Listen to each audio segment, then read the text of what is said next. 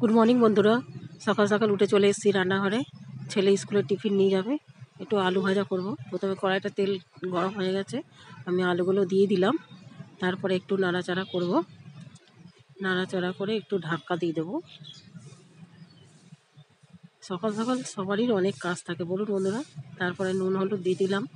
নুন হলুদ দেওয়ার পরে একটুখানি নেড়ে ছেড়ে তারপরে আমি আবার ঢাকা দিয়ে দেবো।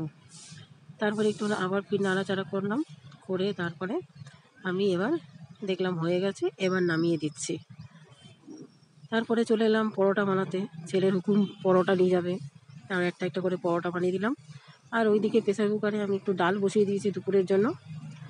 আমি এমনি করেই পরোটা বানাই, তোমরা কেমন করে পরোটা বানাও আমাকে একটু জানিও কমেন্ট করে। একটা একটা করে পরোটা বানিয়ে দিলাম। আর ওই পাশে একটা বাটিতে দুধ বসিয়েছি, ছেলের দুধ কর্নফ্লেক্স খেয়ে যাবে। এই করে একটা একটা করে রুটি বানিয়ে দিলাম।